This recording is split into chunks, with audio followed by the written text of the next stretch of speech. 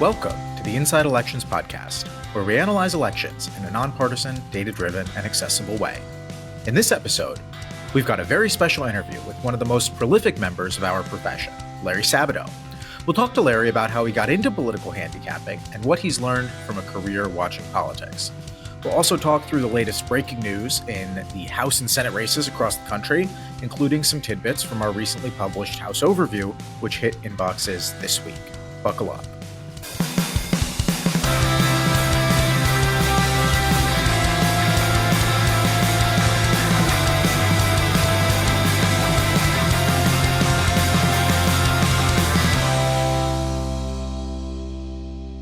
I'm Jacob Rubashkin, Deputy Editor of Inside Elections, the go-to place for nonpartisan political news and analysis for more than 40 years. And I recently got back from Connecticut's 3rd Congressional District, represented by Democrat Rosa DeLauro. And I'm Nathan Gonzales, Editor and Publisher of Inside Elections, and I am going to Connecticut's 3rd District to speak to the Connecticut Hospital Association on Friday. So that is a very small world, Jacob.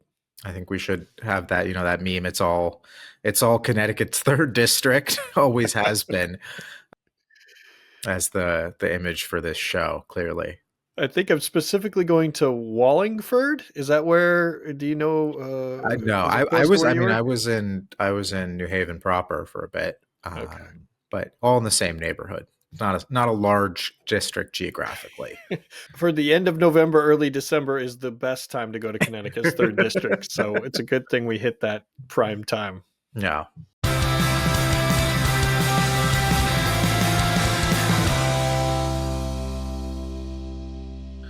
So before we get into our interview with Larry, let's go over a few recent headlines from the House and Senate races across the country that people shouldn't miss. Nathan, what do you got?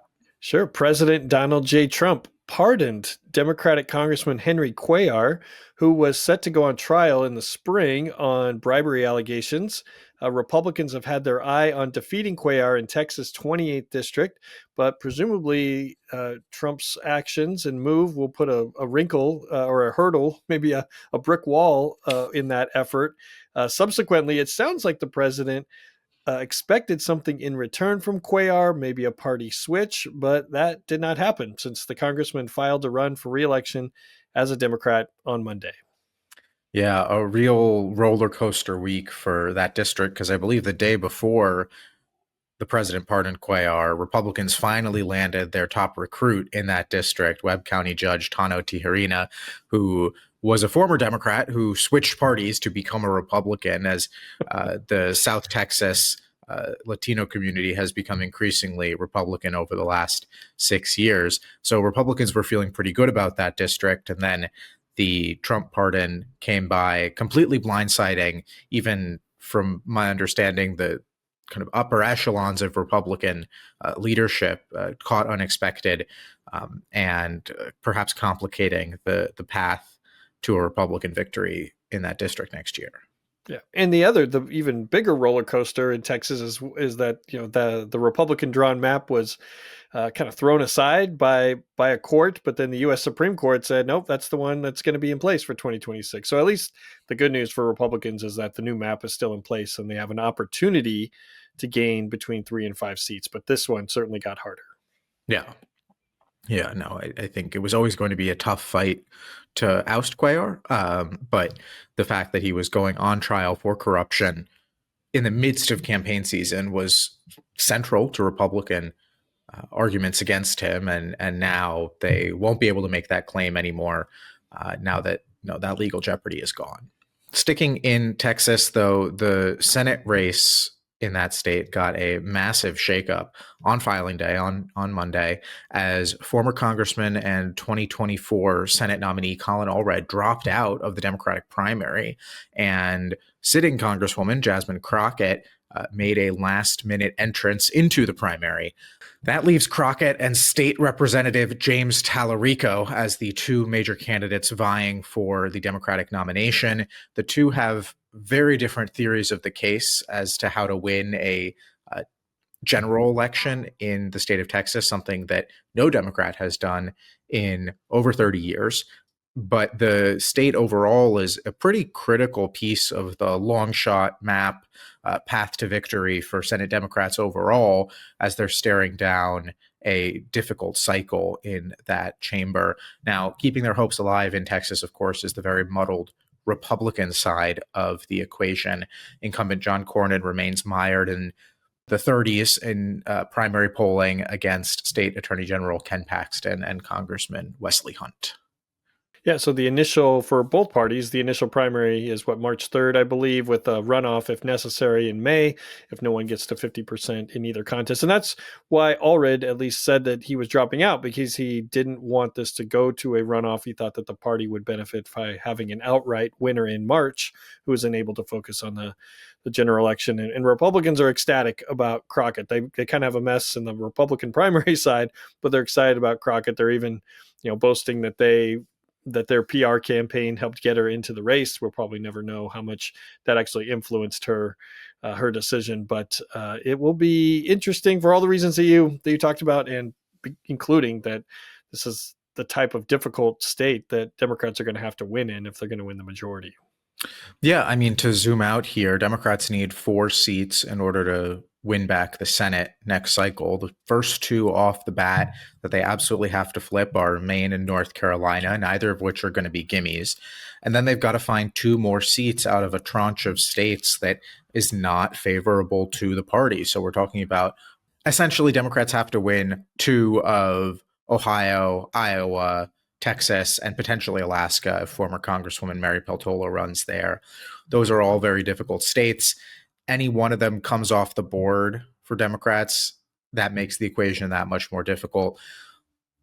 There's been a lot of conversation since Crockett got in the race about whether she is unelectable statewide.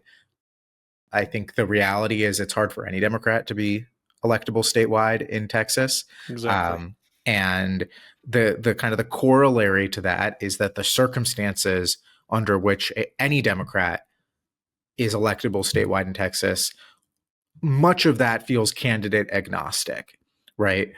The universe in which Crockett can win a general election and the universe in which Tallarico can win a general election are pretty similar, I would say. A lot has to go right for Democrats environmentally in terms of the Republican nominee, setting aside any questions about candidate quality or candidate approach before the actual candidate comes into play. Yep. Yeah, I totally agree. Whenever the word unelectable is thrown around, tell me about the circumstances, because I think depending on the circumstances, there are lots of people that can get elected, even if they're not the perfect candidate.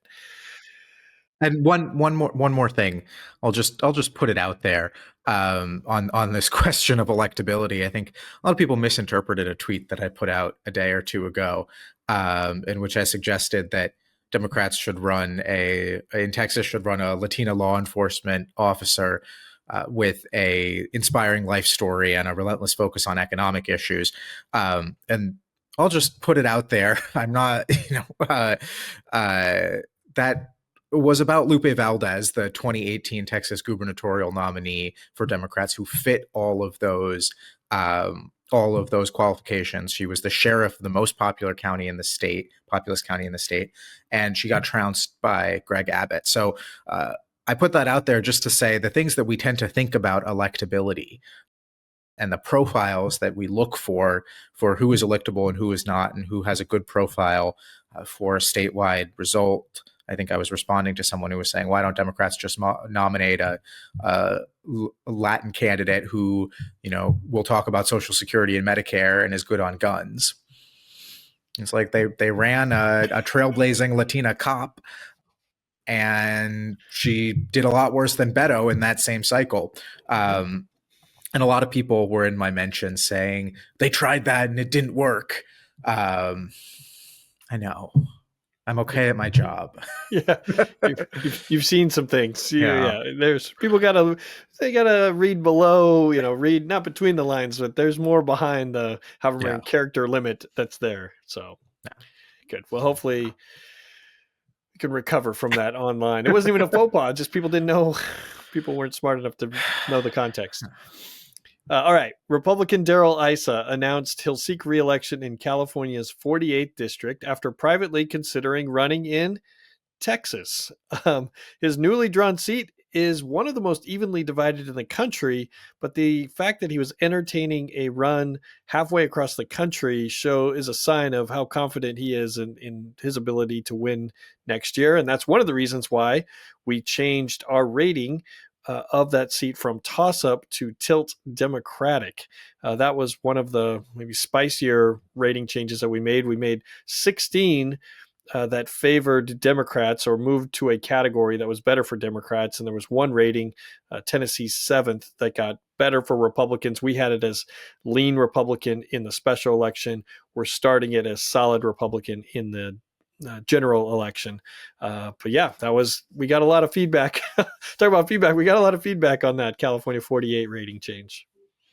Yeah, a big change, but the reality is, in an environment like this one, Republicans are going to be hard pressed to defend those seats that would have voted for Vice President Harris in 2024, would have voted by a wider margin for Joe Biden in 2020, which, Nathan, you've written about perhaps being a better baseline for the national environment, looking toward the midterms than the 2024 number. And like you said, Issa, while he brings some strengths, namely his essentially infinite funds that he can dip into from his personal wealth, he clearly does not want to run in this district. He floated that run in Texas. He floated running in a different district in California, in the 40th district, where you already have two Republican incumbents, Young Kim and Ken Calvert, vying for another shot at Congress. And he has talked about maybe running there. He was caught on a hot mic at a White House event last week, complaining essentially that young Kim was running there and not taking her chances in a much more difficult district against Democrat Derek Tran, and saying that he had a better claim to that district than Kim did, and that she should go and lose and get an administration appointment for her troubles. And so he's clearly unhappy with how things shook out here. And look, the last time he was put in a competitive district, which was ahead of the 2018 election, he opted to leave, to not run for re-election to Congress. That was back in the 49th district. And then he came back to Congress in 2020 when Duncan Hunter, the younger Duncan Hunter, was charged and convicted of all sorts of federal charges and had to leave Congress. So what he'll do now, I think he said he'll run. We'll see if he ultimately goes through with that, and how much of his own money he's willing to spend on a very difficult race. Yeah, and his money and his personal wealth and resources, he's one of the richest members of Congress. That is a factor, but I've seen enough to where sometimes there are political problems that money can't fix. Like if the bottom falls out for Republicans and for the president, then it may not matter how much money is dumped into a district like this, that if voters want to send a message to the party that's in power. Yeah. And Democrats have a primary that they have to sort out their 2018 and 2020 nominee, Amar Kampa-Najjar, who is now a naval officer out there in San Diego, is running. San Diego City Council member Marnie Von Wilpert is running. There's another local elected official who just jumped into the race. And there's a candidate from the old district, the old 41st district, Brandon Riker, who has shifted over to moving to running in the new 48th district. So still some uncertainty about who the Democratic nominee will be there as well. Going all the way back to the other coast again, we're really bouncing around here. In New York's 10th congressional district, New York City Comptroller Brad Lander launched a primary campaign against Representative Dan Goldman. Lander placed third in the 2025 mayoral primary, but he's a favorite of progressives in New York City, and he will reportedly secure an endorsement in this race from Mayor-elect Zohran Mamdani, who, of course, Lander endorsed in the mayoral race and provided a major boost to during that campaign against Cuomo. Mamdani won the 10th district handily in both the Democratic primary and the general election. Goldman did not actually endorse Mamdani in that race and has earned the ire of progressives.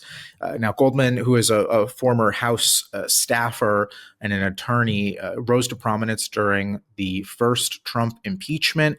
You may remember him as one of the people who was doing the questioning, the rare moment where House committee members actually allowed their staff to question witnesses rather than choosing to question them themselves during the impeachment about the Ukraine call to President Zelensky back in 2019. He's an incredibly wealthy heir to the Levi Strauss fortune, and he won a very competitive 2022 primary against several more progressive candidates with just 26% of the vote. So it's pretty clear that he is vulnerable, and Lander looks like he's going to consolidate a lot of support from Working Families Party and other left-wing groups in the city in his quest to oust Goldman. This is really fascinating because it doesn't fit into the box of other primaries where you have aging incumbents who are being challenged by progressive, but also younger, fresher faces. Goldman's probably younger than Lander. I should look it up, but it doesn't. This is more ideological than ideological plus age. So it's going to be a great primary to watch. Yeah, no, I think they're probably around the same age. Lander is 60 or 56, excuse me, and Dan Goldman is, let's see, computer says 49. So yeah, you're right. Boom. Lander is a little bit older, but this is going to could be a very expensive fight. This is Lander's home turf, and it's a district that I think we should say, in the spirit of embracing uncertainty here, could look a little bit different potentially this election cycle as Democrats are pursuing a Hail Mary legal strategy to be able to redistrict in New York City. There's a lawsuit ongoing targeting the Staten Island district currently held by Nicole Malliotakis, the only Republican to represent part of New York City. If Democrats are somehow successful in that lawsuit in the next weeks or months, they will gain the ability to redraw that district, and kind of by definition, they will have to alter the 10th district as well to make the 11th district more winnable for a Democrat. So I don't know how far that will go in terms of helping shore up Goldman or potentially making life even more difficult for him. But keep that in the back of your minds. It's not a probability, but it is a possibility when it comes to this seat.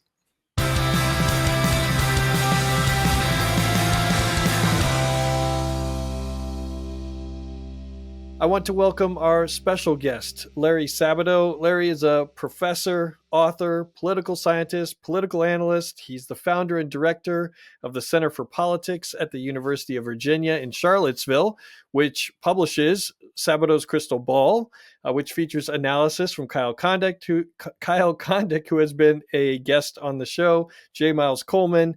Larry's a UVA alum, studied at Princeton, doctorate from Queens College in Oxford. I could go on and on, Larry, but welcome to the podcast.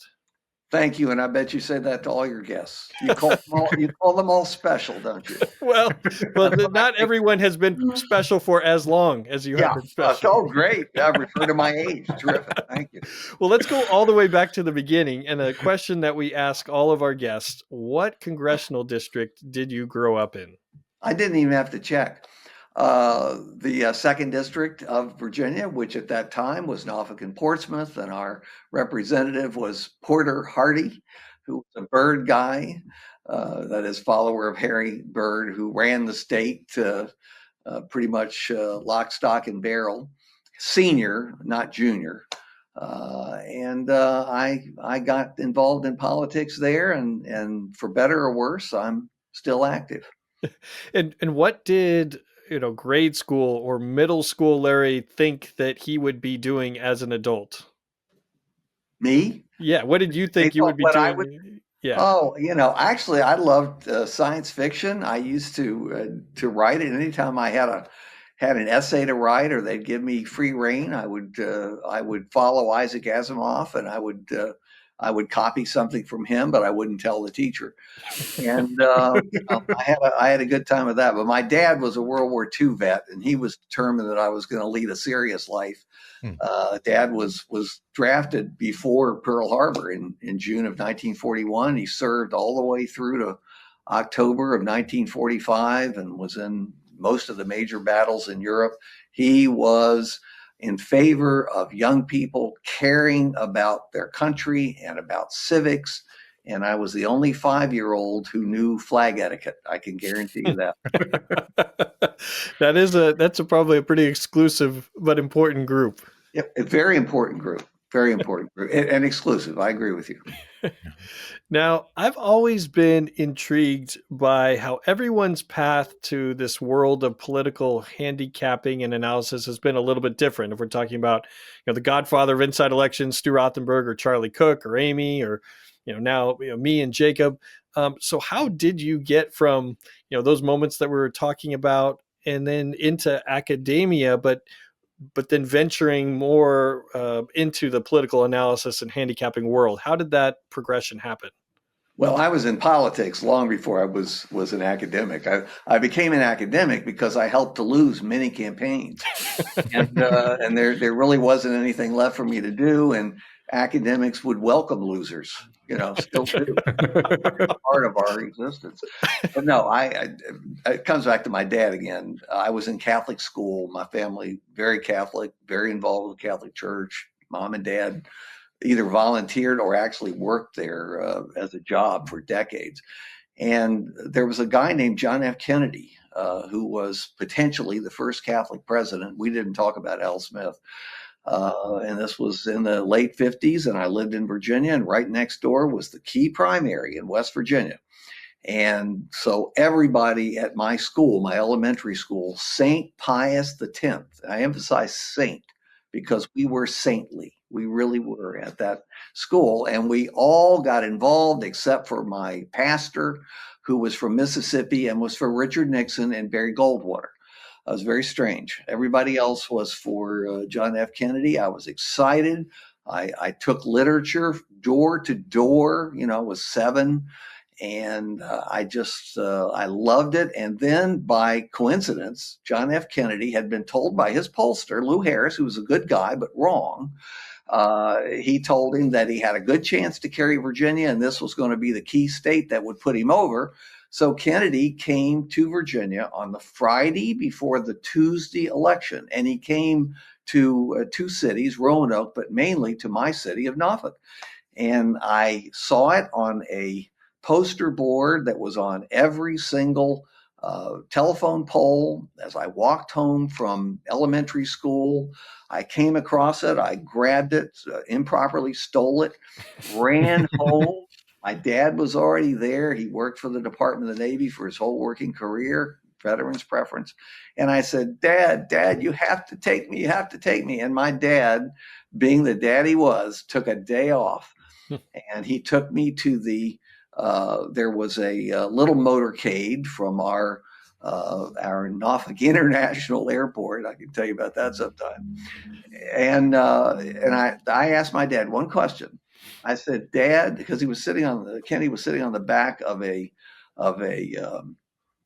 convertible. Nobody was around him. And I turned to my dad and I said, where are the guards? And it was something, unfortunately, that we remembered on November 22nd. But then we went to Granby High School, which was where Kennedy gave a speech to 50, 60,000 people. I'd never seen so many people. And they were so excited. And of course, as a kid, this was the biggest thing that had ever happened as far as I was concerned. My dad put me on his shoulder so I could see. We were way in the back.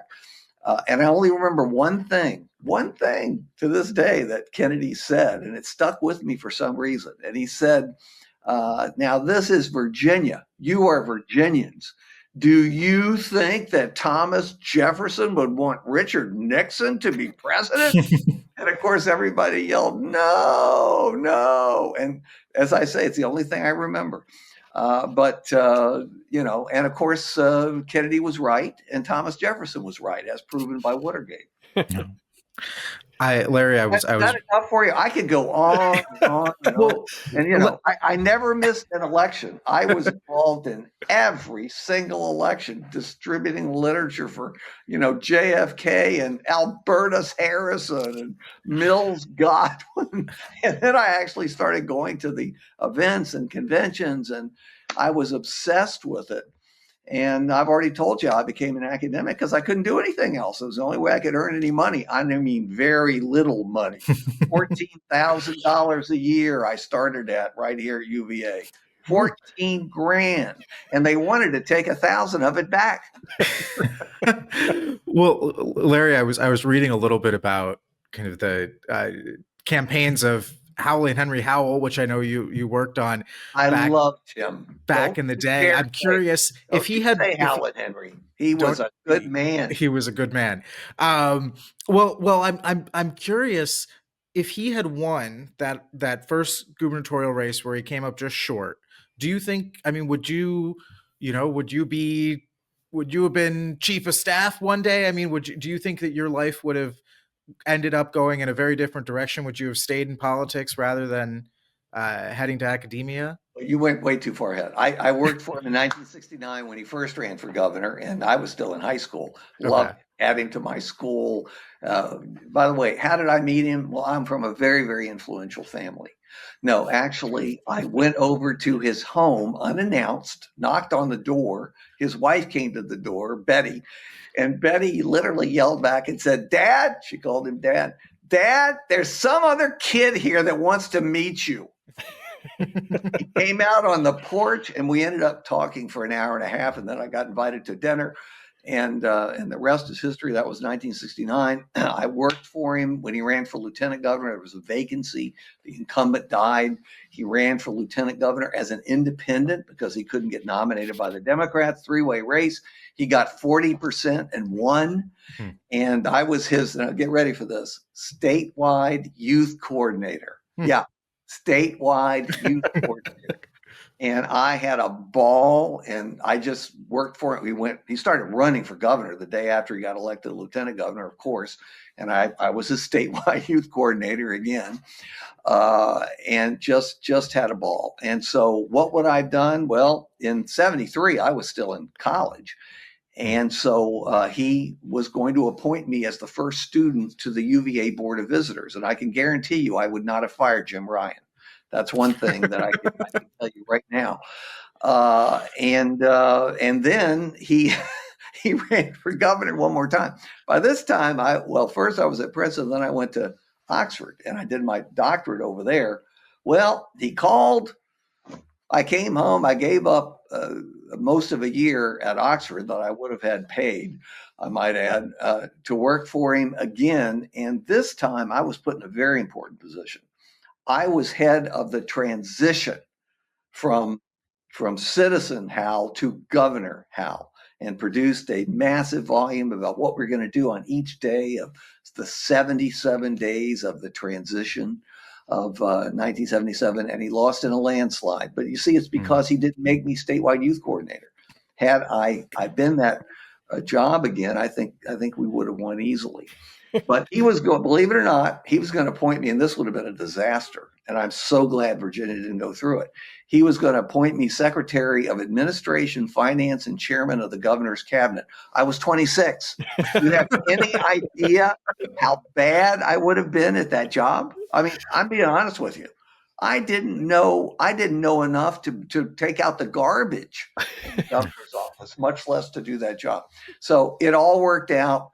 UVA offered me this consolation prize job. I actually went back to Oxford for another year. I couldn't take it. And I couldn't take, the loss. And by the way, Jill Abramson, do you remember her? She was executive editor of the New York Times. She and I worked together in that campaign. And then she married somebody else. But I'm just kidding.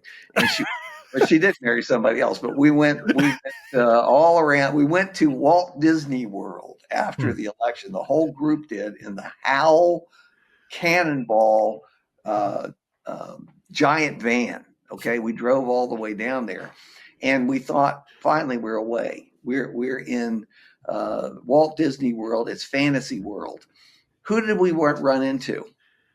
Henry and Betty Howe. Okay, so it was a downer. It was a real downer. It's a Look, slightly different twist like, than the Super Bowl winners going to Disney World.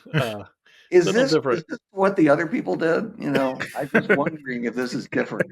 'Cause you and I both know that this is not going to be widely listened to or read, and if it is, I'm Tens gonna sue you because tens of people are going to love this. That's what I figured. That's why I'm being honest. Well, to fast forward, I mean, there's so many different pieces that I want to ask you about, but I know this isn't a 3-hour podcast. But one of the things is I was how told it's 3 hours. Oh, okay. this is that you are a prolific TV political analyst. I mean, you are a constant, including I think a couple nights ago you were on at 1:30 a.m. on CNN. I mean, I just did MSNBC right before you. Is why I was late. So what, I guess, when did that piece of what you do start, and how did it accelerate to the point where people can call? How quickly can a booker call you and you can be in front of the camera? How much time does that take? Well, my debut was on Poop Deck Pappy. I was 7. And that was a fun Saturday morning show. And that I must have done poorly. I was not on TV again until the 70s. And I was involved in politics. I mean, I had a position. And by the way, the youth vote was in. That was when we got the vote, right? Then I worked on that little campaign, a tiny little role, the 26th Amendment, and so it was big. To be the youth coordinator for anything was big because we were important. And then we showed how important we were by not showing up. Had a very low voter turnout. Still true, I guess. What did you ask me? I guess the when did the TV component of your political analysis, when did that really accelerate, and how have you been able to maintain it for so long? Well, I did a fair amount actually when I was a student. I was in the anti-Vietnam War movement, a lot of other things. And then when I became an academic, I took my first position, let's see, in 1978, September of 78. And what else could I do? I only knew one thing, politics. I mean, I don't know any other subject. I know you all, I think you're big on sports and you do this. I know nothing about anything but politics, really. I mean, I just know nothing. I'm the opposite of Thomas Jefferson. And I love him, though. He built my home. Well, he didn't really build it. Slaves did that. Yeah, but it's he a whole other thing. And really, isn't that important? He designed it. So look, I started being interviewed for elections, and after a while, I got the partisanship out of me, and I started going. I went to every party's convention, national convention, starting in '76. And I learned a lot. I enjoyed meeting people on both sides. We became friends, the usual thing. And the guy who helped me more than anybody else was Ted Koppel. And I'll always be grateful to him. For some reason, I have no idea what, he liked me and used to include me from time to time on Nightline. And this was back, I was in Charlottesville. He's in D.C. You remember how we did it back then? We had the satellite connections. No, we didn't.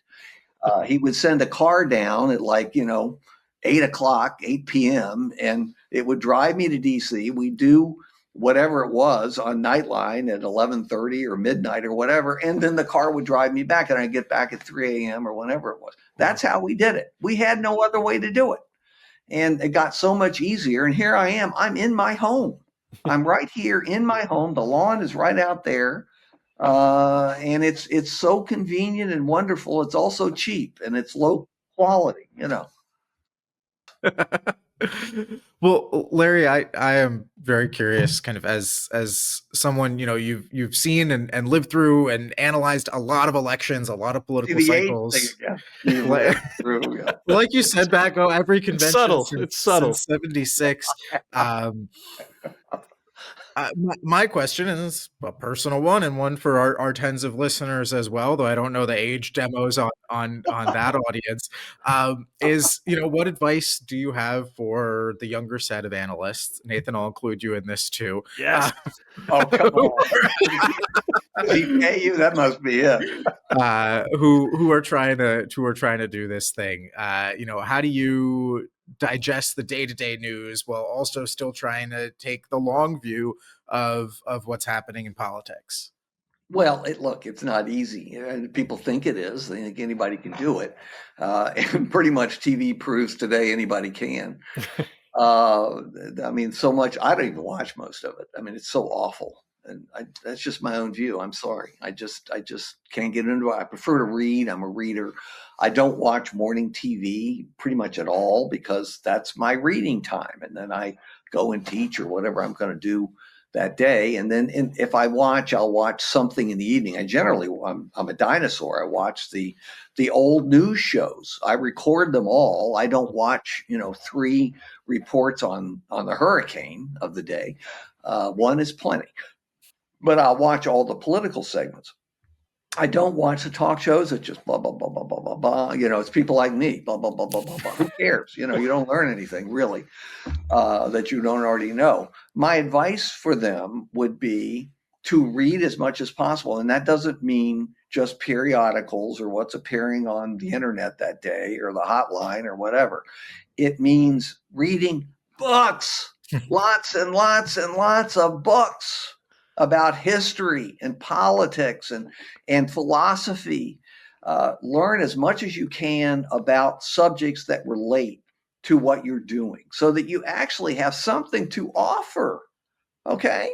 Because, nobody really needs to know who's going to win. We enjoy it and it hooks people on politics and it brings them in. But I mean, is it really important to know who's going to win until somebody wins? Well, I guess if you're betting on the elections, it is. And I've never bet. I never have and I never will. And it's really wrong for people in our field to bet. And some people do, and it's wrong, wrong, wrong. And they should be exposed for it. Yep. That's my best advice. Read and obviously talk to people you respect in your life. They don't have to be political people who think well and who can force you to think better and then spend the rest of your time writing.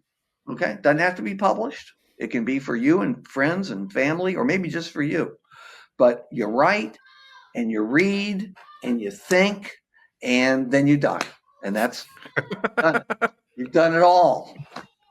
But not everyone can say they've done the Inside Elections podcast, but now you can say that you have done that. Yeah, well, this has been, I'm letting it all hang out. I hope you appreciate that.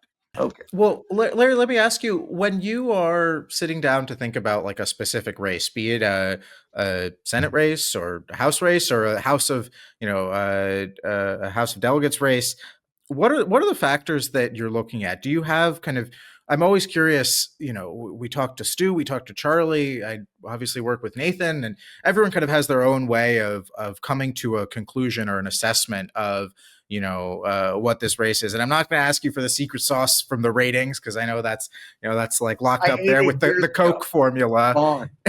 Totally. I put it on all my pasta. It's gone.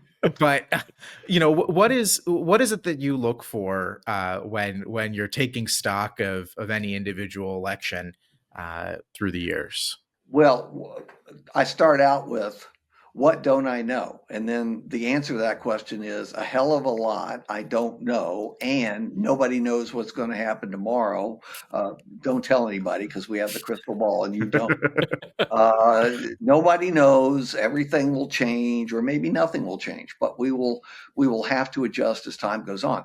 You work with what you've got on that particular day. And you work with what you know about the candidate in the district on that particular day, or the state, or the nation, as it depends on the level of the race. So you work with what you've got, recognizing that tomorrow you're going to have to redo it, and the day after that you're going to have to redo it, and next week you'll have to redo it, and next month you'll have to redo it, and then you'll still be redoing it on election eve, and then you will try and write out the parts where you got it completely wrong on the evening of the election and for months or years thereafter. I mean, I don't know what else to say to you other than, I try and learn what I can about the person, because no matter how complicated our world gets, and maybe it will all change with AI. That's the end thing to say. Well, of course, we could all be dead, as that guy's telling us. But if we're living with AI, maybe it will all change. But as of today, knowing the candidate, and this is something you all have done very well over the years, and I first saw that with Charlie's, and maybe you were involved with it, and I don't know, but Charlie would not Charlie. I apologize for mixing up the two because that's all right. They're two great men. Superior. Stu is far superior. You tell him I said Charlie's a friend too. They're both great men. Don't try that with me. But Stu did this really well. He would interview, and you all would. You'd interview all the candidates as they came into town, and they finally learned they had to do it. They needed to get their names in there, but they needed to have them and think well of them. And it really matters. It matters whether you know these people or you can talk to them. And of course, I live in Charlottesville. We really can't do that. We can do it now through Zoom and so on. But people wouldn't come to Charlottesville unless you agreed to give them a tour of Monticello and, take them out to the CNO and so on. I ran out of money. I didn't have that. So we couldn't do that. I had to learn what I learned really by reading a lot of the stuff that you did and others did. And so I think that is extremely important. And then you can never learn enough about the individual district, the individual race, the opponent. You just, again, get back to reading. Get back to reading and talking to other people who've known these people for a long time or who've worked in the district. The local people know more than the national people ever will about any particular race.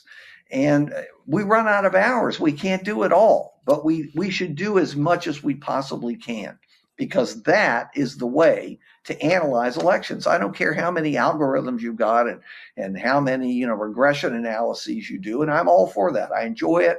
I got into that really in the 1970s as Ed Tufte was developing it. I happened to be one of the students at Princeton. I learned a lot from it.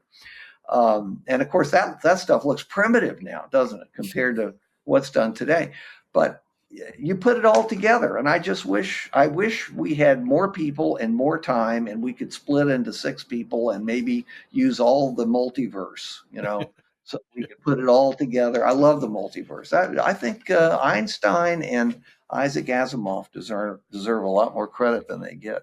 Well, first of all, I think that's a great just kind of like mission statement for the work that we do and the ongoing necessity of the work that we do, even as there's, innovation and advancements in all sorts of different methods of analysis. I tell people all the time when they ask me what I do, I talk to people, right? I pick up the phone and I call. I had interviewed a candidate this morning who was in town. So I appreciate everything you just said there. I do have one more question, which is not to harp on kind of the differences that all of us in this field have in terms of our approaches. But one of the things that makes Crystal Ball stand out is you do kind of a gut check the night before the election or the week before the election on all of your ratings, and you move them out of toss-ups. You don't go into election day with any toss-ups left.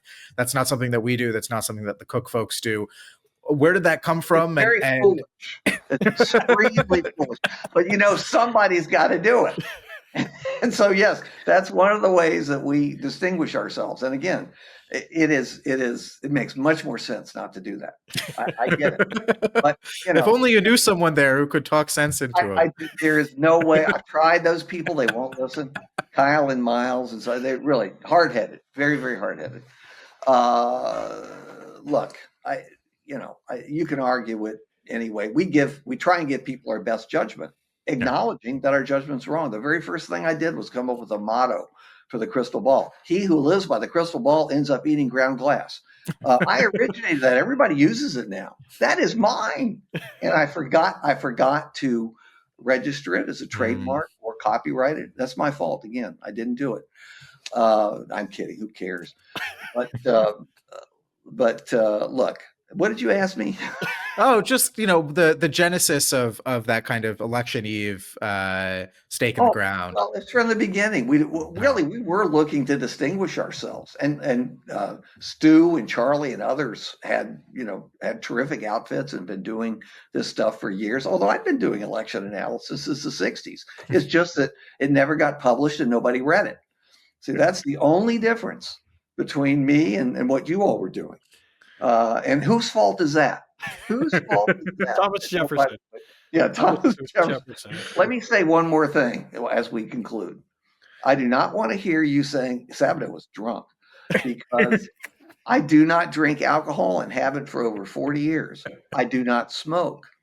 I am a nearly lifelong vegetarian. I mean, I'm as healthy as you can get, which means I'll die relatively soon. But I'm just here to tell you this is the real me. And again, this was the right forum for me to show myself as I really am. And so you got it. And you got the scoop. And that's the good news. The bad news is absolutely no one's interested. Well, we appreciate your time. Also appreciate what you do, and including your investment in younger generations, right? Whether it's students as a professor or younger analysts. I mean, you have your own analytic tree, not a coach, a coaching tree for political analysts, and that is bearing fruits. And so we're appreciative. Keep it away, and I keep them away from the wildfires. I do the best I can. But no, can I just add that really, as I look back on my life, and everybody does when they get in their 70s, the thing that I have enjoyed most by far is not election analysis or working in campaigns or anything else. It really is teaching and working with young people and watching them progress. And many of them just go to the stars. It's just fantastic. And they come back and visit you, or they write you and let you know what they're doing, or they invite you to their big life events. And that really is the heart of everything as far as I'm concerned. I mean, I love it. And I will regret it when it's over, and it can't go on forever. Because we're all going to go bye-bye. And I hope it's a while. And I hope for you all it will be, because you're so young. Well, one of you. Yeah, exactly. I'm struggling in that middle area. Firmly middle aged. I'd love to be middle-aged again, Nathan. Don't enjoy every day. Enjoy every day. And Jacob, my God, think what he's going to be. Yeah. 100 years from now. You will live. You have a good chance to live into the 22nd century. You know that. Oh man, we'll see. They really do. They were born at the beginning of the 21st century. They have a good chance, at least half of them do, to live into the. And I do you tell them which half? No. I say, which half do you think? Look to your right. Look to your left. And they don't listen to another word I say the whole lecture. They're trying to figure out, are they in that half that will die, or the half that will live? And I don't know. I have no idea. Well, thank you. We appreciate it. I had a good time. I don't know if you all did. I did.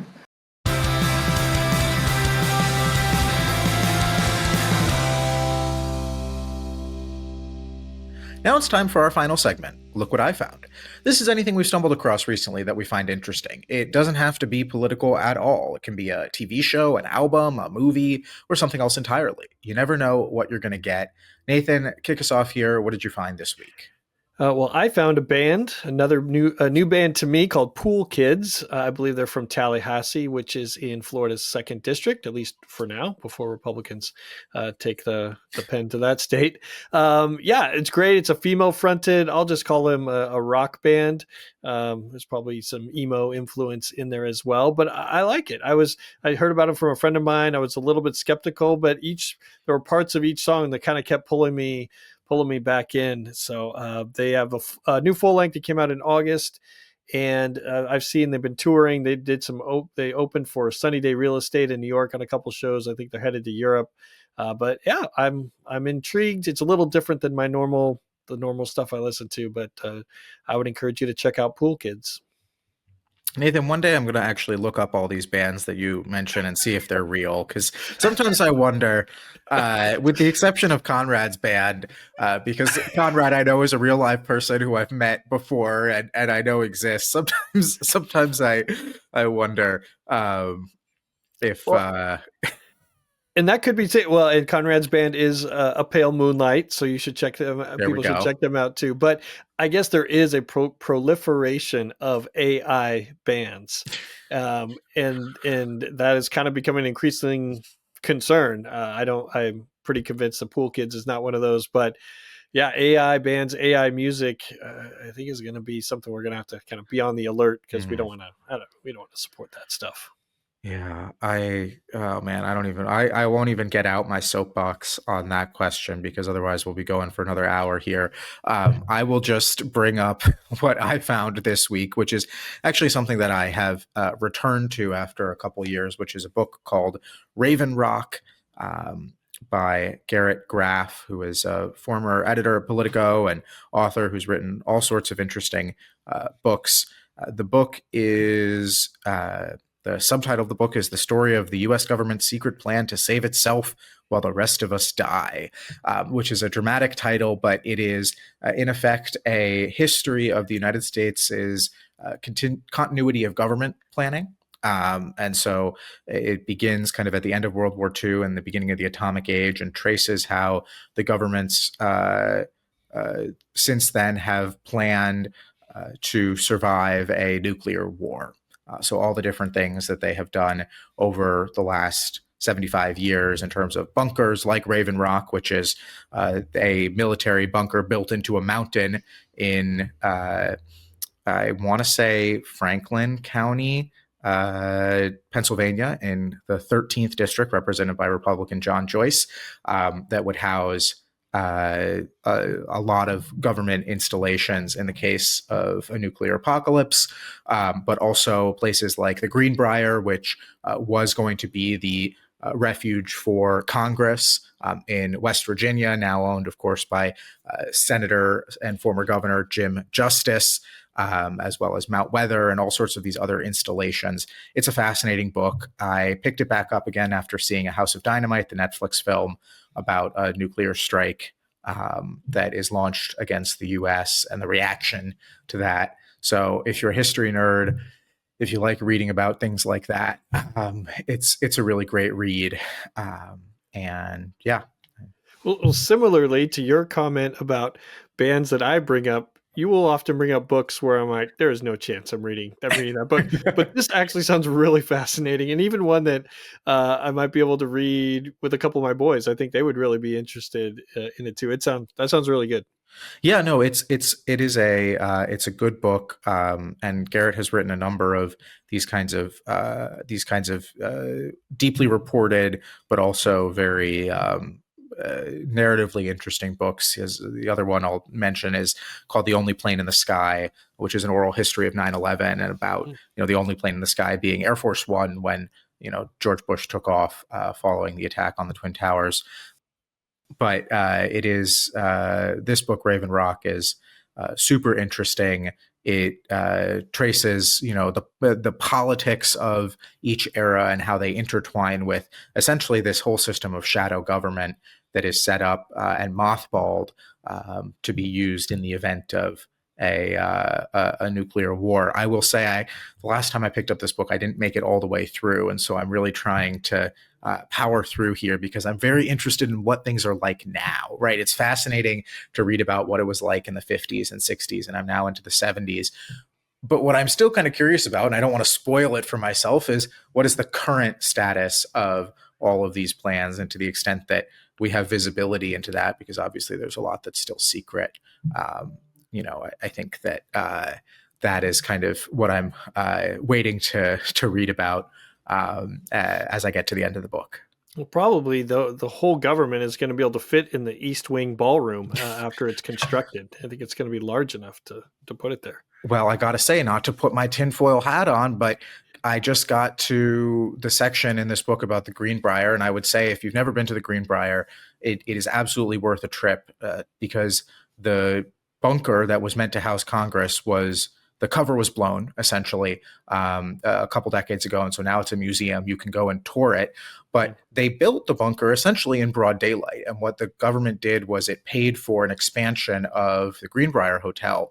They built a new wing of the hotel. They just dug deeper and built a whole bunker underneath it.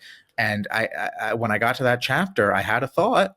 I said, the presidential bunker at the White House is underneath the East Wing. How deep are they going with the ballroom? Is this some sort of cover for updating, expanding, doing something with the bunker as well? And it's I don't know. I'll leave it at that. But something to ponder. I'll take it for at a minimum that could be used as a reason for doing what they did. Although the execution of this plan, has been a little startling. Sure. Startling at first. Yeah. So, well, this has been fun. I feel like we've covered a lot of territory over this whole episode. Let's take the tinfoil hat off. At Inside Elections, we provide nonpartisan analysis of congressional, presidential, and gubernatorial races. With a combination of reporting and data, we break down the key races and bring valuable context to complex elections. Go to InsideElections.com to subscribe to the bi-weekly newsletter. We've got individual subscriptions and group packages that are tailored for association and corporate PACs. If you liked this episode, please subscribe to the podcast and rate us on your favorite platform. If you're watching on YouTube, hit the thumbs up button, subscribe, and leave a comment. If you didn't like today's episode, please email Beto O'Rourke.